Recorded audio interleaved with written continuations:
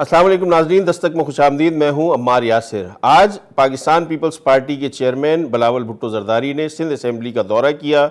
आगा सिराज दुरानी जो कि स्पीकर हैं सिंध असम्बली के और इस वक्त नैब की हिरासत में हैं, उनसे सिंध असम्बली की बिल्डिंग में उन्होंने मुलाकात की, जिसके बाद उन्होंने मीडिया से भी गुफ्तगू की। मीडिया से गुफ्तगू के दौरान उन्होंने बहुत जज्बाती अंदाज़ इख्तियार किया और भरपूर प्रेस कॉन्फ्रेंस की। उस प्रेस कॉन्फ्रेंस में उन्होंने न सिर्फ ये कि मौजूदा वफाकी हुकूमत बल्कि नेशनल एक्शन प्लान के हवाले से जो हुकूमत फ़ैसले कर रही है उन पे भी, और एहतसाब के अमल पे, साबिक वज़ीर आज़म नवाज़ शरीफ के जेल में रहने पे, मुख्तलिफ मौज़ूआत पे उन्होंने भरपूर तनकीद की। नेशनल एक्शन प्लान के हवाले से बिलावल भुट्टो ज़रदारी का कहना था कि क्योंकि ये एक्शन जो हो रहा है उस पर अपोजिशन को एतमाद में लिया जाना चाहिए, क्योंकि उनके ख्याल से 3 हुकूमती वज़रा ऐसे हैं जिनके जो हमदर्दी रखते हैं इन कालेदम तंजीमों से। उन्होंने ये भी कहा कि अगर मुझे मजबूर किया गया तो मैं उन तीनों वज़रा का नाम भी ले दूंगा। इसके अलावा उन्होंने नैब को कहा कि नैब पॉलिटिकल इंजीनियरिंग का एक इदारा है, इसका चेयरमैन अगर किसी फरिश्ते को भी लगा दिया जाए तो वो भी पॉलिटिकल इंजीनियरिंग करेगा। अब किस किस्म की पॉलिटिकल इंजीनियरिंग होगी ये उन्होंने वाज़े नहीं किया, लेकिन उन्होंने बेनामी अकाउंट्स और बेनामी जायदादों के हवाले से जो नैब की तरफ से तहकीकात हो रही हैं, जिसमें बिलावल भुट्टो ज़रदारी साहब का भी एक नाम बीच में आया था और उनके खिलाफ भी कुछ इंक्वायरीज़ हो रही हैं, उन्होंने अपना हवाला भी दिया कि मुझे भी मुकदमात में घसीटने की कोशिश की जा रही है। उसके अलावा उन्होंने ये भी फरमाया कि मौजूदा हुकूमत के साथ जब भारत के साथ कशीदगी का वाक़यात हुए, जब भारत के साथ कशीदगी थी तो मौजूदा हुकूमत से इत्तेहाद मुत्तहिद होने का एक देने के लिए उन्होंने जेस्चर दिया था, जिसको पाकिस्तान तहरीक इंसाफ की हुकूमत ने शायद उनके ख्याल से एक्सेप्ट नहीं किया और वो कौमी इत्तेहाद की ज़रूरत को उनके मुताबिक, बिलावल भुट्टो ज़रदारी साहब के मुताबिक, ये उनको शायद उसकी ज़रूरत नहीं है। बिलावल भुट्टो ज़रदारी ने जेल भरो तहरीक का भी कहा कि अगर एहतजाज की बात हुई तो जेल भरो तहरीक भी शुरू की जाएगी। जेल भरो तहरीक के हवाले से उनका कहना यह है कि अभी क्योंकि मुल्की मफाद नहीं है इसलिए शायद पीपल्स पार्टी इस वक्त एहतजाज नहीं करेगी, लेकिन एक बार फिर उन्होंने रेफ़र किया 18वीं तरमीम के हवाले से। उन्होंने कहा कि अगर 18वीं तरमीम को छेड़ा गया और सिंध में पीपल्स पार्टी के ख़िलाफ़ इस तरह की कार्रवाइयाँ की गई तो वो फिर उसके ख़िलाफ़ तहरीक चलाने पे मजबूर होंगे और जेल भरो तहरीक शुरू की जाएगी। उन्होंने स्पीकर सिंध असम्बली आगा सिराज दुरानी की गिरफ़्तारी पर भी नैब पर शदीद तनकीद की। उन्होंने कहा कि केस सिंध का था लेकिन उनकी गिरफ़्तारी वहाँ से हुई। इसके अलावा जो सिंध से केसेस उनके मुंतकिल किए जाने की बात हो रही है पाकिस्तान पीपल्स पार्टी के रहनुमाओं के, उसके हवाले से भी बिलावल भुट्टो ज़रदारी साहब ने आज प्रेस कॉन्फ्रेंस के दौरान शदीद तनकीद की और उन्होंने ये कहा कि जब केस सिंध का है और प्रोसिक्यूटर सिंध के हैं और सब कुछ हुआ ही सिंध में है तो फिर उसकी तहकीकात की जानी चाहिए। साथ ही उन्होंने प्रेस कॉन्फ्रेंस के आखिर में करप्शन के हवाले से भी बात की। उन्होंने कहा कि करप्शन जहाँ भी हो उसके ख़िलाफ़ बिल्कुल काम होना चाहिए और उसके ख़िलाफ़ कार्रवाई भी होनी चाहिए, उसकी तहकीकात भी होनी चाहिए। साथ ही उन्होंने पाकिस्तान पीपल्स पार्टी के हवाले से जो एक परसेप्शन पाया जाता है नॉन डिलीवरेंस का, उसकी भी उन्होंने क्लैरिफिकेशन दी। उन्होंने कहा कि सबसे ज़्यादा काम पाकिस्तान पीपल्स पार्टी की हुकूमत ने किया है सिंध में, जो गुज़श्ता 10 साल से बरसर इक़्तिदार है। सबसे ज़्यादा काम उनका कहना यह है कि उन्होंने पाकिस्तान पीपल्स पार्टी की हुकूमत ने किया है। बिलावल भुट्टो ज़रदारी साहब की तकरीर के जवाब में चौधरी फवाद हुसैन जो कि वफाकी वज़ीर इत्तलात हैं, उन्होंने अपना रद्द-ए-अमल दिया। उन्होंने उस बात को भी तनकीद का निशाना बनाया कि जिसमें बिलावल भुट्टो ज़रदारी ने साबिक वज़ीर आज़म नवाज़ शरीफ को कराची में NICVD में इलाज की पेशकश की, उस पर भी फवाद चौधरी ने कुछ गुफ्तगू की। उसके अलावा जेल भरो तहरीक के हवाले से भी उन्होंने कहा कि एक बैरिक शायद काफ़ी होगी। अज़राए तफन्नुन गालिबन उन्होंने कहा कि एक बैरिक शायद पीपल्स पार्टी के लिए पंजाब में, KPK में और बलूचिस्तान में काफ़ी होगी। हमारे साथ मौजूद हैं lieutenant general retired Amjad Shoaib साहब। उनसे बात करने जानने की कोशिश करते हैं कि बिलावल भुट्टो ज़रदारी का आज लहजा इतना सख्त क्यों था। जनरल साहब अस्सलाम वालेकुम। वालेकुम अस्सलाम। जनरल साहब ये फरमाइएगा कि नैब के हवाले से, नेशनल एक्शन प्लान के हवाले से बिलावल भुट्टो जरदारी साहब ने कुछ तहफ़्फ़ुज़ात का इजहार किया है। उनका कहना यह है कि एक वज़ीर आज़म को फांसी दे दी जाती है, 3 बार वज़ीर आज़म रहने वाला जेल में होता है, लेकिन कलअदम तंजीमों के खिलाफ कार्रवाई नहीं होती। उनसे उनके असासे पूछे जाते हैं, उनके नाश्ते के बारे में सवाल उठते हैं, उसकी इंक्वायरी होती है, लेकिन कलअदम तंजीमों की फंडिंग कहाँ से होती है इसकी तहकीकात नहीं होती। आप क्या समझते हैं कि इस वक्त जो नेशनल एक्शन प्लान पे हुकूमत ने अमल दरामद का फैसला किया है, उस पे ऑपोजिशन को भी एतमाद में लिया तो है, उन्होंने पार्लिमानी लीडर्स को भी लिया है, बट ऑपोजिशन पर एतमाद नजर नहीं आती नेशनल एक्शन प्लान के हवाले से? बिस्मिल्लाहिर्रहमानिर्रहीम। देखिए, ये मसला एतमाद का नहीं है, ये प्रॉब्लम बनी है जो लगता यूं है कि शायद फेक अकाउंट्स वाले केस में कुछ घेरा तंग हो रहा है। वरना अगर आप नवाज शरीफ साहब के बारे में इनकी राय सुननी हो तो जब पानामा का किस्सा आया था और उसके बाद ये केस चला पानामा का, तो यही लोग कह रहे थे कि नवाज शरीफ का ठिकाना अब सिर्फ जेल है। जरदारी साहब की तकरीरें निकाल लें, वो कहते थे कि जी इनसे बड़ा चोर कोई नहीं, ये गरीबों के हुकूक खा गया। जो बातें इन्होंने की हैं अगर वो आज सामने रखी जाएं तो मेरा ख्याल है ये मुंह दिखाने के काबिल ना रहें, क्योंकि ये सारी बातें उसी मुंह से उन्होंने की हैं जिस मुंह से आज ये बातें कर रहे हैं। तो मेरा ख्याल है कि एक दुख साझा है, एक जख्म दोनों का मुश्तरका है कि मियाँ साहब जो हैं वो कन्विक्टेड हैं अंदर, और ये हजरत जो है इनको कन्विक्शन शायद नजर आ रही है, मुझे इसका अंदाजा नहीं, लेकिन लगता यूं ही है कि गालिबन ये दुख है जिसकी वजह से। अब मैं उसका थोड़ा सा तजज़िया आगे दूं। जी जी। अब देखिए कि इन्होंने उसी में 18वीं तरमीम का फिर रोना रोया कि 18वीं तरमीम की बात हुई, तुम जेलें भर देंगे, हम लॉन्ग मार्च कर देंगे, हम ये। इनसे कोई पूछे कि भाई 18वीं तरमीम का किस्सा है कहां? कोई दुनिया में 18वीं तरमीम बदल सकता है पार्लियामेंट के एक्ट के बगैर?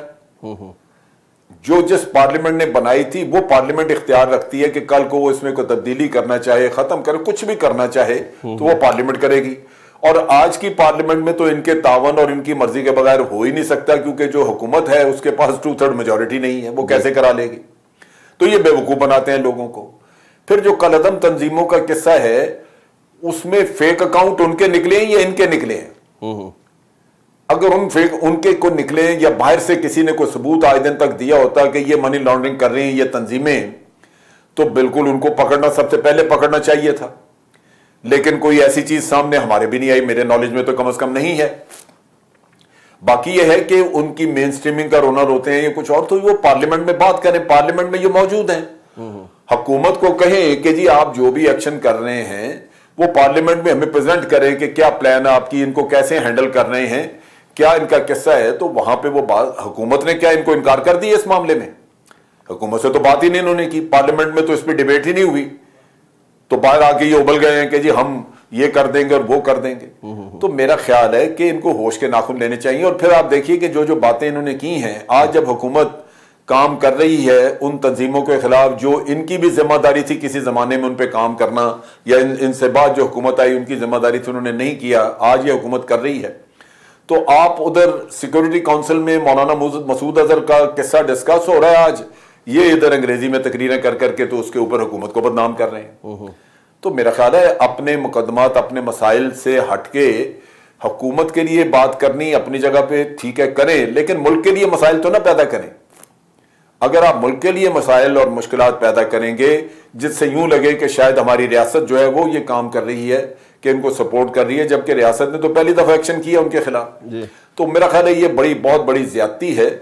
इनको लोगों को बेवकूफ नहीं बनाना चाहिए और लोगों को भी नहीं बनना चाहिए। लोगों को समझना चाहिए कि अब घेरा तंग हो रहा है। शायद वैसे तो मुझे कोई तवक्को नहीं कि इनको किसी को सजाएं होंगी, लेकिन आपको क्यों तवक्को नहीं है? तौर पे अगर वो समझ रहे हैं, अब जबकि हुकूमत ने ऐलान किया हुआ है और पाकिस्तान तहरीक इंसाफ की हुकूमत बार बार ये बात दोहराती है कि वो एहतसाब के अमल पे कोई कॉम्प्रोमाइज नहीं करेंगे, वजीर आजम खुद ये फरमाते हैं, तो फिर आपको क्यों तवक्को नहीं है कि एहतसाब का अमल अपने अंजाम को पहुंचेगा? देखिए, मैं एक चीज आपको बताऊं, मेरे 2-3 मेरे नुकात है। पहली बात तो ये कि ये एहतसाब जो कुछ भी हो रहा है ये हुकूमत नहीं कर रही, ये नैब कर रहा है, और मेरा नहीं ख्याल कि हुकूमत का इसमें कोई अमल दखल है। सो हुकूमत जो जी चाहे कहती रहे, जो नैब ने करना है वो करेगा। अब नैब का कारगुजारी आप देख लीजिए, जो मियां साहब की 2 बेल हुई या जो उनका मुकदमा नैब के इसमें नैब कोर्ट में चला, उसमें आप इनकी जो प्रोसिक्यूशन है उनके वकीलों का स्टैंडर्ड आप देखें। इस्लामाबाद हाई कोर्ट में वकील से पूछा गया कि जी मियां साहब के असासे आप कहते हैं कि उनकी आमदन से ज्यादा है, तो असासों की कीमत क्या है? तब पता लगेगा कि अगर आप पता लगे कि असासों की मालियत ये है तो फिर आमदन से आप कंपेयर करेंगे। उसने कहा जी वो तो हमें पता नहीं है, वो गूगल में देख लें। हालांकि वो केस में मौजूद था सारा कुछ। सही। फिर आप देखिए कि सुप्रीम कोर्ट में वो जमानत का केस जाता है और वहां पे 3 दफा पूछा जाता है नैब के वकील से कि साहब ये आप जमानत के केस के ऊपर आपने अपील की है, अपील के क्या दलाइल हैं, क्यों आप अपील लेके आए हैं? 3 दफा पूछा गया सुप्रीम कोर्ट में, उस शख्स ने कोई जवाब नहीं दिया। तो ये क्या है? ये कोई मिलीभगत है या ये वैसे ही हो जाता है? कैसे होता है? जरदारी साहब के 2 केस जो छूटे थे नैब से, उनमें एक में फोटोकॉपीज लगाई गई और ओरिजिनल डॉक्यूमेंट नहीं दी गई नैब की तरफ से, तो केस खत्म उन्होंने कर दिया। उन्होंने कहा जी फोटोकॉपियों पे हम केस नहीं चलाते। हालांकि नैब की अदालत कह सकती थी कि जनाब हम आपको 1 महीना देते हैं, आप ओरिजिनल डॉक्यूमेंट्स लेके आए। एग्जैक्टली 1 महीने बाद दूसरा रेफरेंस नैब ने किया जरदारी साहब का, उसमें फिर फोटोकॉपियां लगा दी, वो भी 2 दिन के अंदर अंदर केस खारिज हो गया। तो इसलिए ये मैं बड़े बसूख से आपको बड़े मतलब अपने तजर्बे की बुनियाद पे कह रहा हूं कि होगा यही कुछ कि गूंगे वकील जाएंगे, इनको बरी करा के ले आएंगे। तो जनरल साहब फिर अगर बिलावल भुट्टो ये कहते हैं की वजह से, बिलावल भुट्टो ये कहते हैं कि नैब दरअसल पॉलिटिकल इंजीनियरिंग का एक इदारा है, तो क्या उनका ये मौकफ हम दुरुस्त समझे? मेरा ख्याल है ये बिल्कुल फजूल लफ बात है। जब मियां नवाज शरीफ के केस चल रहे थे उस वक्त उन्होंने कोई नहीं ऐसी बात की। उस वक्त उनको कहते थे कि मियां साहब जो अपने सबूत लेके आए, इनके बयानात मौजूद हैं। लेकिन अब ये कह रहे हैं, इनको सोचना चाहिए कि पहले ये क्या कहते रहे हैं। ये तो जो नैब के चेयरमैन है या नैब का अदारा है, वो इसमें कोई तब्दीली किसी ने नहीं की। इन्हीं दोनों पार्टियों का बनाया हुआ, नून लीग का और इसका। इन्होंने ये चेयरमैन भी मुकर्रर किए थे। अभी तो उसमें पीटीआई का तो रोल आया ही नहीं। तो पहली बात तो ये है। दूसरी बात जो समझने की है वो ये है कि अगर आपके हाथ साफ हैं, आपका दामन साफ है, तो पॉलिटिकल इंजीनियरिंग कौन कर सकता है? आपने शवाहिद देने, अपने सबूत देने और आपने बरी हो जाना है, कोई आपको पकड़ ही नहीं सकता।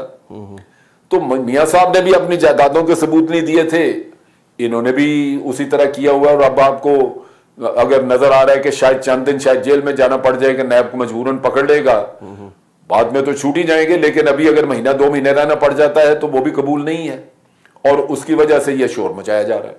अच्छा जनरल साहब ये फरमाइएगा कि अब जेल जाने की आप बात, जेल शहबाज शरीफ साहब को हिरासत में लिया नैब ने, जमानत हो गई, बाहर आ गए, पॉलिटिकली मुस्लिम लीग नून को फायदा हुआ। नवाज शरीफ साहब कन्विक्टेड हैं, जेल में मौजूद हैं, इलाज नहीं करवा रहे, पॉलिटिकली फायदा उठा रहे हैं, पॉलिटिकली उनको फायदा मिल रहा है। अगर पीपल्स पार्टी का कोई लीडर आसिफ अली जरदारी साहब जेल चले जाते हैं तो पॉलिटिकली उनको तो फायदा होगा सिंध में एटलीस्ट, और बाकी जगहों पे तो शायद अभी फायदा ना हो, लेकिन सिंध की हद तक अगर बात करें तो पीपल्स पार्टी को तो फायदा होगा। तो फिर क्या उसका अल्टीमेट फायदा क्या है उसका? कि अगर जमानत ही बाद में होनी है। अभी देखिए, अभी मियां साहब का जहां तक केस है वो कन्विक्शन हो चुकी है। जी जी। उसमें तो अब उसमें पीटीआई या गवर्नमेंट कुछ नहीं कर सकती, वो अदालतें ही हैं जो जमानत कबूल करेंगी, और उसमें नैब का रोल सामने आ जाएगा। आपको पता लग जाएगा नैब कैसे केस को डिफेंड करता है। जमानत अगर हो जाती है तो फिर बात खत्म हो गई, मेडिकल ग्राउंड्स पे वो करवा रहे हैं, तो फिर ये जा वो जा, फिर तो सजा तो पता नहीं कब होती है दोबारा। इसी तरह इनका है। अब आप इनका पिछला केस देखिए, $60 मिलियन जरदारी साहब के वहां पड़े हुए थे स्विस बैंक्स में, और 2 वजीर आजम कुर्बान हो गए, लेकिन उन्होंने वो खत नहीं लिखने दिया। भाई क्यों? अगर आपके हाथ साफ है तो खत जाने देते, वो नहीं जाने दिया। फिर $60 मिलियन भी वहां से निकलवा लिया, वो भी चला गया। सर मलबा की किस्सा आ गया, उसको भी बेच के पैसे ले लिए। और इधर वो कॉन्ट्रैक्टर का केस था, उसमें फोटोकॉपियों की वजह से छूट गए। अब आपको रोजाना ये कहा जाता है कि जी हम जेलों से नहीं डरते, हम तो 10 साल जेल में रहे, कोई कानून कोई चीज साबित नहीं हमारे खिलाफ होगी। वो इन हालात में नहीं होगी। अब असल चीज जो है इस मुल्क का सबसे बड़ा अलमिया है कि यहां पे करप्शन और इक्तदार दोनों एक जगह पे इकट्ठे एक आदमी के हाथ में है। जब इक्तदार और करप्शन इकट्ठे हो जाते हैं, यानी जुर्म इकट्ठे हो गया उसके साथ, तो शबाहत तो हुकूमत ने देनी है ना, जिन्होंने पैसा निकलवाना है, जिन्होंने इस रियासत का दिफा करना है, रियासत के पैसे को वापस लेना उन लोगों से, वो तो खुद इसमें शामिल हो गए ना।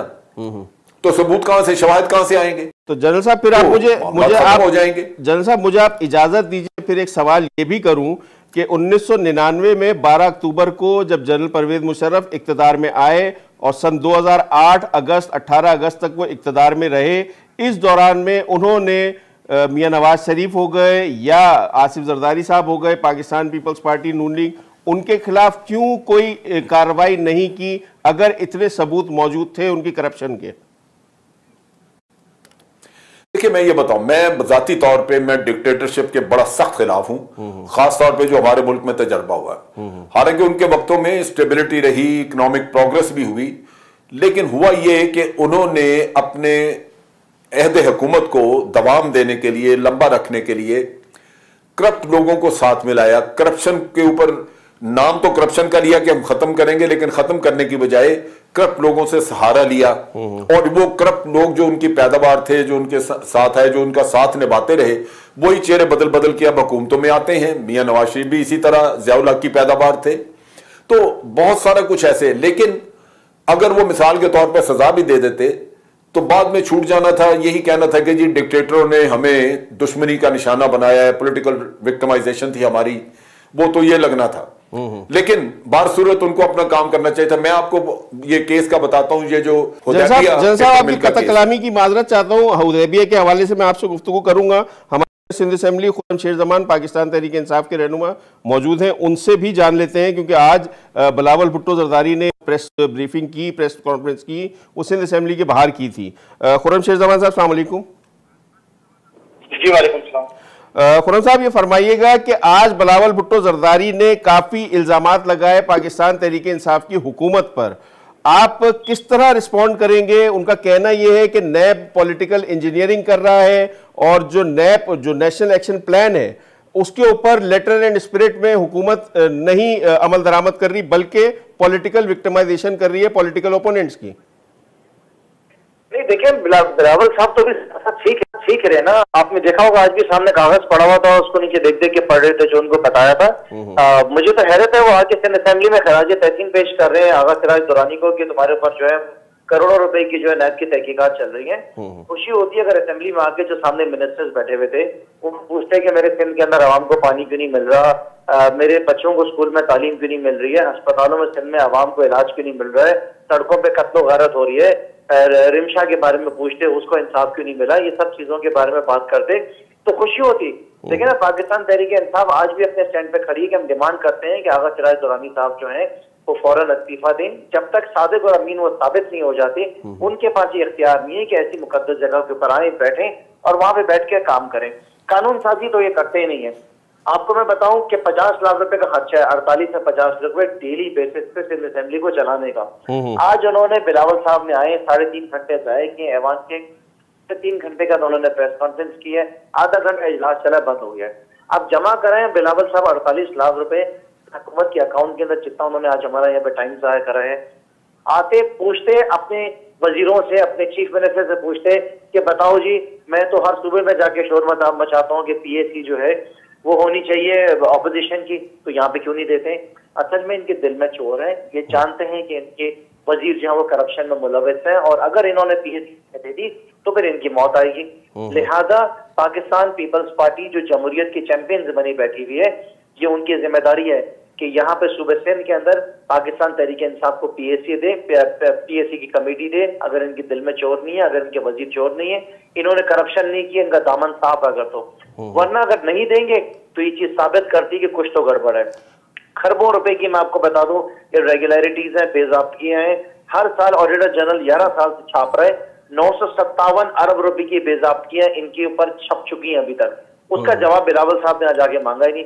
वो आगे बात करते हैं नैब जो है वो पॉलिटिसाइज हो गई है, जजेस जो है वो प्रेशराइज हो गए हैं।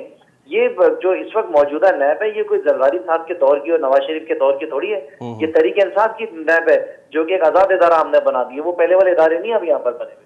अच्छा खुर्रम शेरजवान साहब, आपने फरमाया कि आगा सिराज दुरानी को स्पीकर के ओहदे से इस्तीफ़ा दे देना चाहिए, बट अगर यही बात इल्ज़ामात उसूल अगर ये तय कर लिया जाए कि इल्ज़ामात की बुनियाद पर इस्तीफ़ा दिया जाए, तो यही इल्ज़ामात, इसी तरह के रेफरेंसेस, इसी तरह की इंक्वायरियाँ वज़ीर-ए-आज़म इमरान खान पर भी हैं, परवेज़ इलाही साहब पर भी हैं, परवेज़ खटक साहब पर भी हैं, असद कैसर साहब पर भी हैं, तो आगे फिर पीपल्स पार्टी आपसे अगर ये मुतालबा कल कर ले कि इन इल्ज़ामात के तहत अभी ये लोग इस्तीफ़ा दें, क्योंकि कन्विक्शन तो अभी तक नहीं हुई है, सिराज दुरानी साहब का तो अभी केस भी फाइल नहीं हुआ। नहीं, देखिए मैं आपको बता दूं कि बाबर अवान साहब का जो है आपके पास जो है मिसाल आपके सामने है, उसके अलावा आजम स्वाति साहब का नाम आपके सामने है। ये 3-4 नाम हमारे हैं जिनके ऊपर सिर्फ इल्जामात की बुनियाद के ऊपर जो है रिजाइन किया अपनी पोजीशन से। जब वो सादिक और अमीन साबित हो जाएंगे तो आके बैठ जाएंगे, जब उन्होंने किया तो इनको क्या परेशानी है, ये भी करें। बाबर अवान साहब के खिलाफ तो बाकायदा एक रेफरेंस है आजम स्वाति साहब के हवाले से, सुप्रीम कोर्ट ने ये ऑर्डर किया था कि उनको नहीं रखना चाहिए, तो उसके बाद फिर उन्होंने इस्तीफा दिया था। सिर्फ इल्जामात की बुनियाद पे मेरा सवाल ये है, सर मेरा सवाल सर मेरा सवाल ये है कि आगा सिराज दुरानी साहब के खिलाफ अभी तक कोई रेफरेंस या मुकदमा फाइल नहीं हुआ, अभी सिर्फ इंक्वायरी चल रही है। सर जी, जब तक नहीं हो जाता, जब तक रिजाइन करें अपनी पोजीशन से, आगे बैठ जाइएगा एज एन एमपी, आगे सामने बैठे, जिस दिन वो साबित हो जाए सादिक और अमीन वो मोस्ट वेलकम, आके अपनी सीट के ऊपर वापस बैठे। लेकिन देखें तो सही कि क्या सीट है ये, इस सीट के ऊपर कौन कौन बैठ चुके हैं, क्या आपको ये जेद देता है कि आप आए और इस सीट के ऊपर बैठ के इजलास चलाएं? अच्छा, बिलावल भुट्टो जरदारी साहब ने यह भी फरमाया कि जो नॉन डिलीवरेंस का बयानिया है पीपल्स पार्टी के खिलाफ वो दुरुस्त नहीं है, पीपल्स पार्टी ने बहुत डिलीवर किया है। आप बीइंग एन अपोजिशन रहनुमा, आप क्या कहते हैं, क्या पीपल्स पार्टी ने गुज़श्ता 10 साल में डिलीवर किया है, या वो बयानिया जिसका तरदीद बिलावल भुट्टो जरदारी कर रहे हैं वो ठीक है? बिलावल जरदारी साहब से एक सहाफी ने सवाल किया था जिसका उन्होंने जवाब नहीं दिया, वो इस सवाल में वापस करूंगा कि पिछले 11 साल से इनकी हुकूमत है, 1970 से 5वीं दफा ये इक्तिदार के अंदर आए हैं, लेकिन ऑडिटर जनरल जब किताबें छापता है तो बताता है कि हर साल करोड़ों रुपए की जो है इनकी बेज़ाब्तियां हैं, इर्रेगुलर टेंडरिंग इनकी है, जिसको आप दूसरी तरीके में साफ अल्फाजों में करप्शन कहेंगे। बेशुमार दफा मैंने असेंबली में कहा कि अगर ये गलत है तो ऑडिटर जनरल के ऊपर आप केस करें, आप साबित करें कि आप गलत नहीं, आप ठीक हैं। अब मुझे बताएं ना, मैं आपसे कहता हूँ बाकी सारी चीजों को आप छोड़ दें, क्या जरदारी साहब के गांव नवाबशाह में आवाम के पास पीने का पानी है? क्या मुराद अली शाह साहब के सेवन में वहां पे आवाम के पास पीने का साफ पानी है? क्या भुट्टो साहब के मजार के आसपास किसी जियाले के पास पीने का पानी मुयसर है? अगर इन्होंने 1970 से 5वीं दफा आके हुकूमत में 11 साल से बैठे हुए आवाम को पीने का पानी ना पिला सके, अस्पतालों में इलाज ना दे सके, खुर्रम साहब पीने के साफ पानी की अगर हम बात करें तो वो तो कराची में रहने वालों को भी नहीं मिलता। दूंगा, सुने सर, नासिर शाह साहब ने पिछले साल बोला, पिछले 10 साल में 5 साल पहले, कि मैं 10,000 बसें दूंगा अपने टेन्योर के अंदर। 10 बसें दी उन्होंने जब 2017 में इनका जो ना 18 में इनका टेन्योर पूरा हो रहा था। तो अब आप मुझे बताएं इनसे क्या बात करें, इनके पास है क्या बात करने, उनको जवाब नहीं दे सकते हैं खड़े होकर कहीं पे। ये हालात है इनके। ये वो जमात थी जो चारों सूबों की जंजीर होती थी। अब आप बता दें सूबे सिंध के अंदर इनका क्या हाल बचा है? आपको लगता है 2023 में आ सकेंगे ये? नहीं, अगर अब जेल भरो तहरीक अगर उन्होंने शुरू कर दी, जो आप लोग पॉलिटिकल विक्टिमाइजेशन बकौल उनके कर रहे हैं, तो फिर आप लोग किस तरह इसका मुकाबला करेंगे? हो जाएंगे सर, नए जेल बन रहे हैं, जगह बहुत सारी बन जाएगी, मसला नहीं है। कौन सी जेल में? मैं कह रहा हूँ नए जेल और बनने वाले हैं, जितनी तहरीकें चलाएं सब फिट आ जाएंगे, मसला नहीं है। नई जेल आप बहुत ज्यादा। ठीक है, बहुत बहुत शुक्रिया। खुर्रम शेरजवान साहब हमारे साथ मौजूद थे। जनरल साहब, मुख्तसर मुझे ये फरमा दीजिएगा कि जो इल्जामात की बुनियाद पर इस्तीफा मांगने की रिवायत है, क्या आप समझते हैं कि सिर्फ इल्जामात, जबकि केस अभी रजिस्टर्ड नहीं हुआ, रेफरेंस फाइल नहीं हुआ, इस बुनियाद पर कोई आदमी इस्तीफा देगा कभी?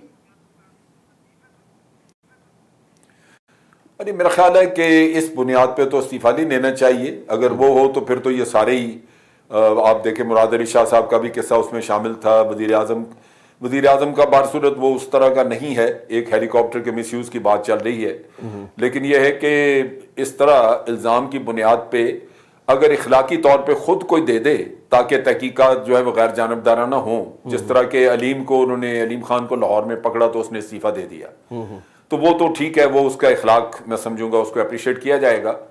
लेकिन आप खुद मुतालबा नहीं कर सकते कि तुम इस्तीफा दे दो। मियां नवाज शरीफ साहब का केस चल रहा था अदालत में, जब तक के सुप्रीम कोर्ट ने फैसला नहीं दिया, वो उन्होंने नहीं छोड़ा, अपना वजीर आजम का ओहदा नहीं छोड़ा। तो मेरा ख्याल है यहाँ पे तो ये ऐसा इखलाकियात वाला किस्सा तो है ही नहीं पाकिस्तान में कि कोई इल्ज़ाम आ जाए तो आप छोड़ दें, वो रिवाज यहाँ नहीं है। एक ब्रेक प्रोग्राम में शामिल करते हैं नाज़रीन। जल साहब आप हमारे साथ ही मौजूद रहिएगा। ब्रेक के बाद पॉलिटिकल मेन स्ट्रीमिंग की बात होती है, बैंड आउटफिट्स की, उसके हवाले से भी बात करेंगे। एक ब्रेक के बाद दोबारा हाजिर होते हैं।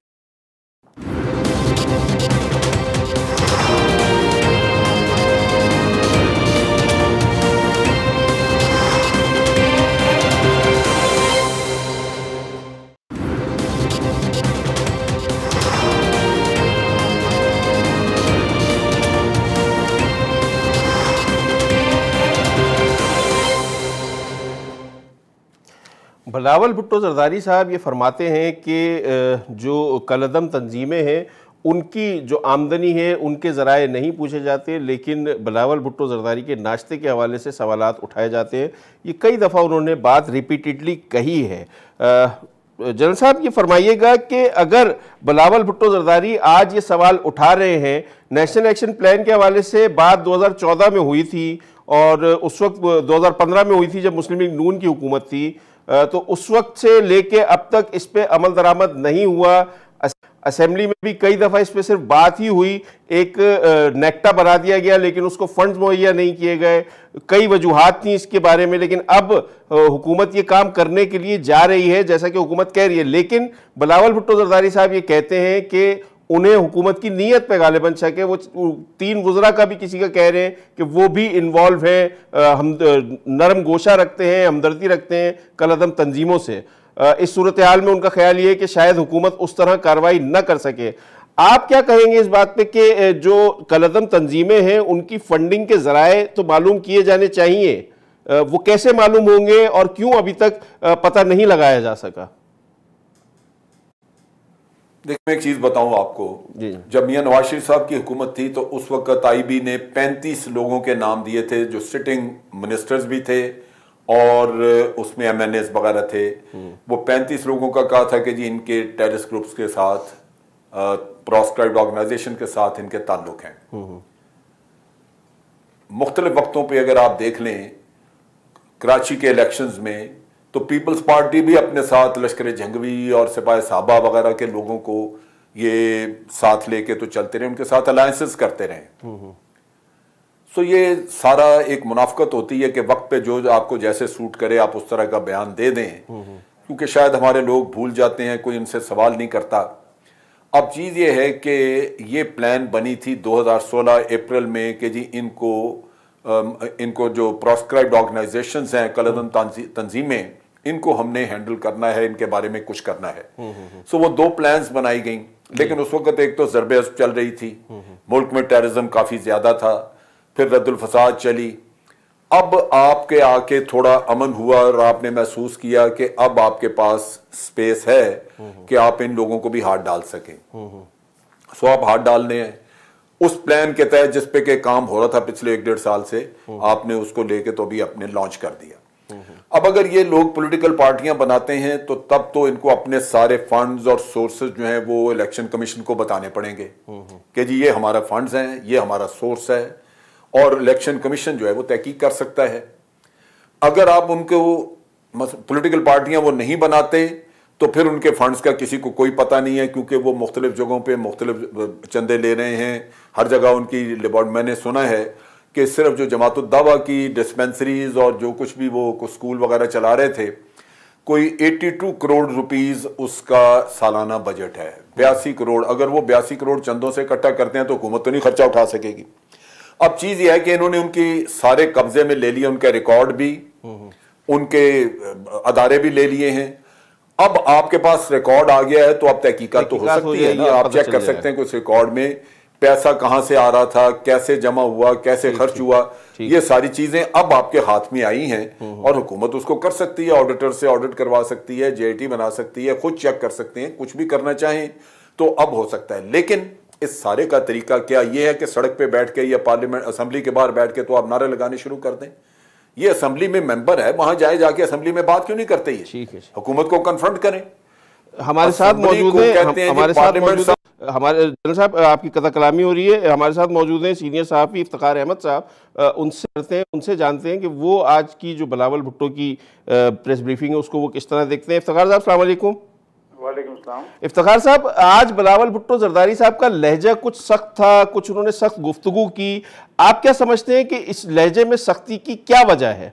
क्या सख्त बात क्या कही?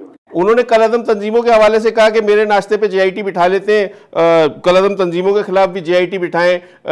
नवाज शरीफ साहब के हवाले से बात की, अपने नाना के हवाले से बात की कि जेआईटी किस लिए बिठाएं? कलअदम तंजीमों के असासों को चेक करने के लिए। तो असासों के बारे में जनरल साहब ने जो कहा कि अब सारा रिकॉर्ड इनके पास है, तो उसको देख लें कितना है। बिल्डिंग इनके पास है, बिल्डिंगों की पैमाइश करवा लें, माहरीन को मशवरा कर लें। पार्टी प्राइवेट तौर पर भी कर सकती है, हर चीज के लिए जेआईटी बनाना जरूरी तो नहीं है। पीपल्स पार्टी प्राइवेटली काम करवा ले और अपने इलाके, जिस इलाके में वो बिल्डिंगे हैं वहाँ के मैंने या एमपी जो इनके हैं या उम्मीदवार जो होते हैं इनके, उनके जिम्मे लगाए को 4 पैसे खर्चे और वहाँ के मुकामी किसी कंसल्टेंट को लें और मेजरमेंट करा लें बिल्डिंगों की और उसको एस्टिमेट लगवा लें।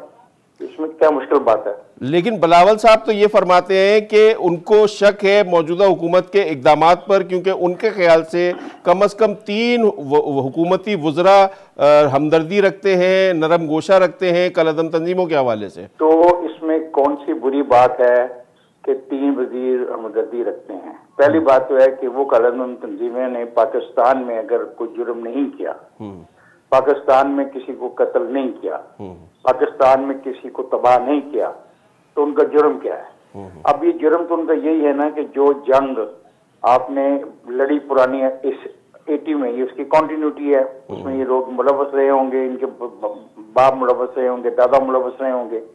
अगर तो इन लोगों ने पाकिस्तान की सरजमीन पे कोई जुर्म नहीं किया तो फिर ये मुजरिम कैसे हैं? और 3 के भी 30 मेंबर भी इनके हामी हो सकते हैं। ये तो कोई बात नहीं। जैसे पहले मैंने कहा, असासा जात अगर हुकूमत नहीं करवा रही असेसमेंट, तो पीपल्स पार्टी कोई छोटी पार्टी तो नहीं है, पूरे मुल्क में छाई हुई है, पूरे मुल्क में फैली हुई है। किसी भी शख्स की ड्यूटी लगा दे, वो इनकी असेसमेंट करा दे। और ये 3 जो एमएनए अगर मिनिस्टर इनकी मदद करते हैं तो ये अपना, मैं पूछूंगा बिलावल से कि बिलावल आपने जो तंजीम में जिन पे पाबंदी लगी है, किस तंजीम ने किस जगह पे किसी शख्स को अगर कत्ल किया है, जिबा किया है, तो बिल्कुल उसको आइडेंटिफाई करें, एक्सपोज करें उन्हें। लेकिन अब जो उन्होंने ये फरमाया कि पॉलिटिकल विक्टिमाइजेशन हो रही है, तो आप क्या हम ये एज्यूम करें किसको अपने हवाले से उन्होंने बात की, एहतसाब के हवाले से जो बात की, तो क्या उनको ये नजर आ रहा है कि पीपल्स पार्टी के रहनुमाओं के गिर्द अब घेरा तंग हो रहा है, इस वजह से उन्होंने ये मौक़िफ़ इख्तियार किया है और डाइवर्ट करने की कोशिश की है? देखिए, आपने मुझसे 3 सवाल किए हैं। पहले सवाल आपने मुझसे किया जेआईटी के बारे में, उसका मैंने आपको जवाब दिया जी, जिसमें साथ भी हैं, बिल्डिंगों की भी मैंने कहा करा लें, कोई मुश्किल काम नहीं होता अगर करना हो तो। दूसरी बात आपने मुझसे कही कि वो 3 एमएनए उनके सपोर्टर हैं। मैंने कहा कि अगर उन्होंने कत्ल यहाँ पे किए तो उन पे मुकदमे चलने चाहिए, और अगर नहीं उन्होंने किए तो फिर सपोर्टर तो कोई लोग हो सकते हैं। तीसरी बात अब आप जो कह रहे हैं मुझसे कि असासा जात, देखिए जो नैब का कानून है वो इनके दौर में भी था और उसके बाद मियां साहब के दौर में भी था। इनको चाहिए था कि जो इन्होंने फैसला किया था 2007 में कि इसको चेंज करें, ये तो चेंज कर लेना चाहिए था। कानून तो इन्हीं के दौर का चला आ रहा है। यहाँ तो ना कि मौजूदा हुकूमत ने कोई नई कानून साजी कर दी हो तो तब आप लफ्ज विक्टिमाइजेशन इस्तेमाल कर सकते हैं। अगर जो अख्तियारात नैब के पास हैं, मैं उनका हामी नहीं हूँ। I don't support the powers given to the nab, लेकिन क्योंकि वो पावर्स उनके पास हैं तो किसी पीटीआई ने तो ये पावर उनको नहीं दी ना, तो ये पावर चली आ रही है, तो फिर विक्टिमाइजेशन का कॉन्सेप्ट कहां से आ गया?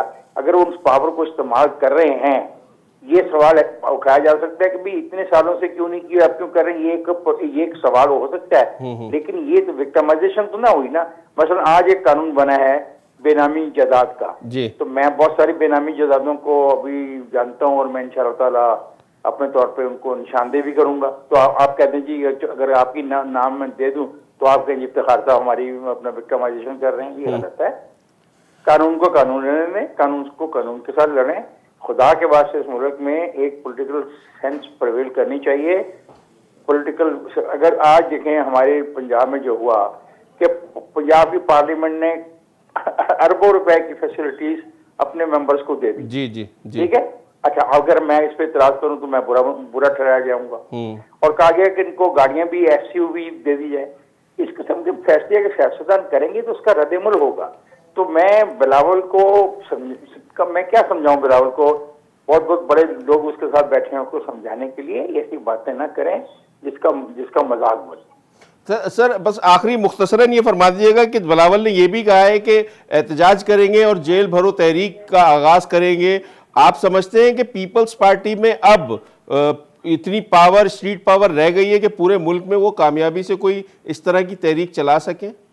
सर उनका बिल्कुल हक है कि जेल भरो तहरीक शुरू करें। कोई तहसील की जेल मुझे शायद याद नहीं, कोई मेरे उसको फर्ज ऑफ ज़हन में नहीं आ रही कि उसकी कैपेसिटी कितनी है, 200 की है, 400 की है। तो मैं देखूंगा पाकिस्तान की कितनी जेलें ये लोग भरते हैं और कैसे भरते हैं। देखें, इनको एक गलतफहमी है, तमाम सियासी पार्टियां आवाम से दूर हो चुकी हैं। सही। और ये बदकिस्मती है। हमारा जो टर्नओवर है ये देखें कितना कम होता जा रहा है। 100 वोटर में से 46 वोटर अगर आते हैं पोलिंग स्टेशन पे, उन 46 में से भी वोट तकसीम होता है। 17 वोट चले जाते हैं पीपल्स पार्टी को, 18 वोट चले जाते हैं PTI को, 10 वोट चले जाते हैं नवाज लीग को, 3 वोट चले जाते हैं वो मजहबी जमातों को। ये हालत है ना जी जी। तो लोगों का तल्लुक पाकिस्तान के इन मसाइल से दूर होता जा रहा है। लोग पॉलिटिक्स में दिलचस्पी नहीं ले रहे। उसकी तमाम तर जिम्मेवारी इन सियासी जमातों पर है कि ना ये सियासी जमातें ऑर्गेनाइज कर रहे हैं, ना ये करना चाहते हैं, ना इस मुल्क के अंदर कोई नजरियाती बहस है, ना कोई नजरियाती सियासत है। और जेलें भरे मुझे मेरे लिए तो खबर होगी कोई जेल भर जाए। बहुत बहुत शुक्रिया इफ्तिखार अहमद साहब, सीनियर सहाफ़ी हमारे साथ मौजूद थे, तफसीलन अपने दे रहे थे और बता रहे थे कि अगर पीपल्स पार्टी को जेल भर दे और तहरीक शुरू करें तो ये उनके लिए यकीनी तौर पर ख़बर होगी। एक ब्रेक प्रोग्राम में शामिल करते हैं नाज़रीन। ब्रेक के बाद अफ़गान तालिबान और अमेरिका के साथ, अमेरिका के दरमियान जो मुज़ाकरात हुए हैं और जो मामला तय पाए हैं उस पर गुफ्तगू करेंगे। ब्रेक के बाद दोबारा हाजिर होते हैं।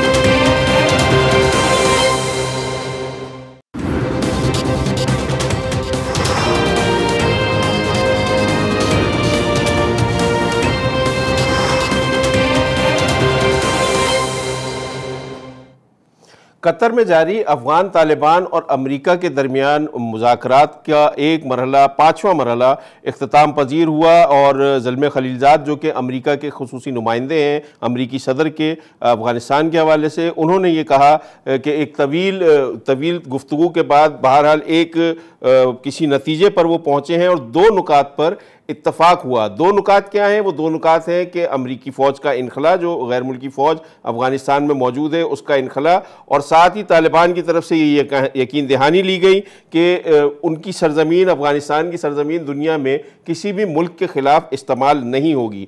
इन 2 नुकात पर भी मामला तय हुए हैं। बाकी नुकात पर मज़ीद गुफ्तगू की जाएगी, आने वाले दिनों में मज़ीद बातचीत इस पर होगी।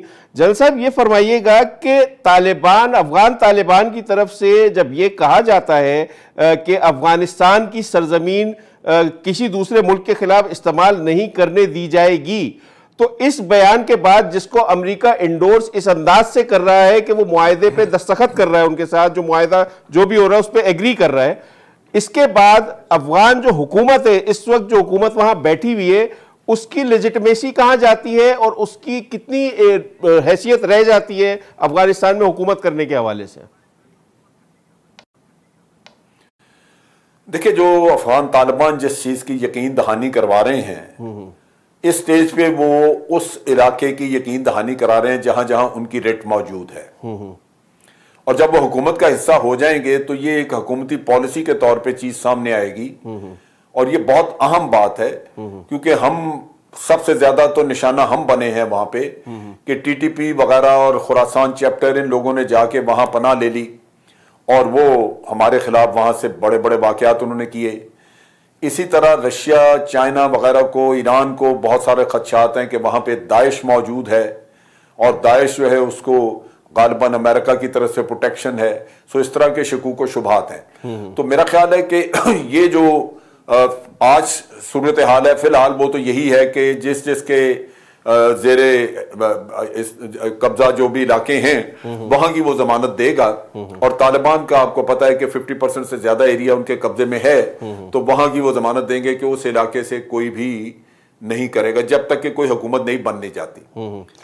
अब चीज ये है कि इसमें एक चीज और जो सामने आई है जी जी वो ये है कि अफगान तालिबान ने इस चीज का इंदिया दिया है कि अगर अमेरिका एग्रीमेंट साइन कर ले और अपने मुल्क से निकलने का एक टाइम फ्रेम हमें दे दे जो कि मुत्तफिका तौर पे तैयार हो, तो फिर वो अफगान हुकूमत से भी बात कर लेंगे और उसके बाद सीज फायर वगैरह का भी ऐलान करेंगे। लेकिन मुझे शक है कि सीज फायर का तो शायद वो वक्ती तौर पे ना करें, लेकिन जहां वो बाकी स्टेक होल्डर से बात करते हैं हो सकता है कि उसमें हुकूमती नुमाइंदों को भी शामिल करने का वो सोच लें और बातचीत आगे बढ़े। तो कुछ गिव एंड टेक की फिजा नजर आ रही है। आपने देखा कि 5 उनके हुए सिटिंग्स हुई और 5 जो सिटिंग्स हुई या जो उन्होंने इजलास किए वो काफी लंबे वक्त के लिए होते रहे। तो लाजमी बात है कि इन चीजों पे बहस हुई और अमेरिकन जो हैं वो इस तरह तो एग्रीमेंट दस्तखत नहीं करेंगे कि तालिबान का हर मतालबा मान लें और खुद उनसे कोई भी ना वो करवाएं कोई ऐसी चीज। तो मेरा ख्याल है कि ये तालिबान ने कुछ इंदिया दिया है, कुछ उसमें रजामंदी जाहिर की है कि वो किसी स्टेज के ऊपर मौजूदा हुकूमत के साथ बात करेंगे। तो इन चीजों से लगता है कि इस हुकूमत की अपनी हैसियत जो है किसी हद तक बरकरार रहेगी। अच्छा जन साहब ये फरमाइएगा कि काउंटर टेररिज्म एश्योरेंस की भी जो ज़ुल्फ़िकार खलीलज़ाद साहब ने ट्वीट किया उसमें उन्होंने ये कहा कि काउंटर टेररिज्म एश्योरेंस दी गई दोनों तरफ से। तो इसका क्या मतलब है कि क्या अब जो अमरीकी अफवाज वहाँ पे कार्रवाइयाँ अफगान तालिबान के खिलाफ कर रही थी या उसके काउंटर में जो अफगान तालिबान उनके खिलाफ कार्रवाइयाँ कर रहे थे, ये दोनों रुक जाएंगे? अब मजीद अमरीका की तरफ से, अमरीकी अफवाज की तरफ से तालिबान का पीछा नहीं किया जाएगा? देखिए, अगर तो सीज फायर हो जाती है तो फिर तो सवाल ही पैदा नहीं होता कि कोई तालिबान के खिलाफ एक्शन किया जाए, क्योंकि तालिबान भी नहीं करेंगे। लेकिन अगर इनकी सीज फायर नहीं तय पाती जब तक कि हुकूमत नहीं बन जाती नहीं, तो फिर उस सूरत में तो दोनों को आजादी होगी एक दूसरे के खिलाफ एक्शन करने की। लेकिन जो मैं समझ रहा हूं काउंटर टेररिज्म का वो ये है कि ये हुकूमत जब बन जाती है, नई हुकूमत बन जाती है, तालिबान हुकूमत का हिस्सा हो जाते हैं, तो उसके बाद भी खतरात हैं कि बाज एलिमेंट्स जो हैं वो अफगानिस्तान के अंदर दहशतगर्दी करेंगे, जैसे दाइश का मैंने जिक्र किया, या जो भारत और नॉर्दर्न अलायंस है इनके मकासद मुख्तलिफ हैं। ये नहीं चाहते कि अफगानिस्तान स्टेबलाइज हो, क्योंकि अगर स्टेबलाइज होता है और तालिबान हुकूमत का हिस्सा बनते हैं तो इनका इन्फ्लुएंस वो नहीं रहता। तो भारत को तो बड़ी तकलीफ होगी कि उन्होंने इतने साल वहां पे कुछ पैसा भी खर्च किया, लोगों को खरीदा भी, और इसके बाद इतने सालों बाद अगर वहां पे उनको बेहैसियत कर दिया जाए तो वो कबूल नहीं करेंगे। तो ये भी एक खतरा है कि ये लोग जो हैं ये टीटीपी वगैरह को इस्तेमाल करके टेररिज्म ना करवाते रहें। लिहाजा अमेरिका ये चाहेगा और तालिबान भी चाहेंगे कि काउंटर टेररिज्म ऑपरेशन जो है वो अफगानिस्तान में अगर जरूरत पड़े तो उनको जारी रखा जाए, ताकि अफगानिस्तान को दहशतगर्दी से पाक किया जाए। तो उस लिहाज से मेरा ख्याल है कि ये खुशाइन चीज है। दहशतगर्दी इन एनी केस वहां खत्म होनी चाहिए। अफगानिस्तान पुरअमन होगा तो बाकी खित्ते के मुल्क भी पुरअमन होंगे, वरना सबको मसला रहेगा वहां। अच्छा जनरल साहब, जो पॉलिटिकल सिस्टम अफगानिस्तान में इस वक्त है वो डेमोक्रेटिक है। जब अमेरिका ने इन्वेजन की थी उस वक्त तालिबान की हुकूमत थी, उस वक्त एक इस्लामी हुकूमत वहाँ पे उन्होंने कायम की हुई थी जिसको वो अमारात इस्लामी कहते थे। अब आप अगर क्या कहेंगे कि अगर कोई नया पॉलिटिकल सिस्टम बनने जाता है तो वो किसी आम इंतखाबात वहाँ पे जो होने वाले हैं उसके नतीजे में होगा, और क्या तालिबान इस बात पे राजी हो जाएंगे अफगान तालिबान कि उन इलेक्शंस में हिस्सा लें वो और वहाँ से इलेक्ट हो? देखिए, ये चीज जो है ना अमेरिका ने छोड़ दिया है अफगानियों के ऊपर कि तमाम अफगान स्टेक होल्डर बैठ के वो खुद फैसला करें। चुनाचे जो मॉस्को में लास्ट मीटिंग हुई थी इनकी स्टेक होल्डर्स के साथ, उसमें तालिबान ने बड़ा वाज़ेह कहा था कि ये जो आइन है शक्ल में हमें कबूल नहीं है, लिहाजा हम इसमें बाज़ इस्लामी शिकें शामिल करना चाहते हैं। उस पर जो खवातीन वगैरह उस इजलास में शामिल थीं उन्होंने अपने हकूक की बात की। उन्होंने कहा जी ये ना हो कि आप फिर पुराना वाला जैसे बड़ा एक प्रिमिटिव और ऑर्थोडॉक्स किस्म का आपने बना लिया था वो। तो उन्होंने यकीन दहानी कराई कि नहीं, हमारी वो गलती थी, हम खवातीन के हकूक जो हैं वो देंगे और उसके बारे में हमारी आउटलुक जो है वो लिबरल होगी। लिहाजा इसका मतलब ये है कि वो पुराने वाला आइन तो नहीं होगा, लेकिन एक दरमियाना रास्ता है जहां तालिबान को शिकन नहीं लाना चाहेंगे, उस पर तफाक राय करना होगा तमाम स्टेक होल्डर्स को। अगर नहीं करेंगे तो ये झगड़ा चलेगा, ये तालिबान उसका हिस्सा नहीं बन सकेंगे। वरना अगर अक्लमंदी का तकाजा और सारे गिव एंड टेक पे काम करें तो एक नया आइन तश्कील पाएगा जिसमें तालिबान की तरफ से दी गई तजावीज़ शामिल होंगी और फिर चला उसमें औरतों के हकूक जो है वो बाकायदा उनको तहफ़्फ़ुज़ दिया जाएगा। बहुत बहुत शुक्रिया lieutenant general retired Amjad Shoaib साहब हमारे साथ मौजूद थे। उनकी डोमेस्टिक पॉलिटिक्स और जो अफ़गान तालिबान और अमेरिका के दरमियान मुज़ाकरात हुए और जो नताइज सामने अब आना शुरू हुए हैं उस हवाले से गुफ्तगू कर रहे थे। आज के प्रोग्राम से नाज़रीन हमें इजाज़त दीजिए। कल नए मौज़ूआत के साथ आपकी खिदमत में दोबारा हाजिर होंगे। खुदा हाफिज़।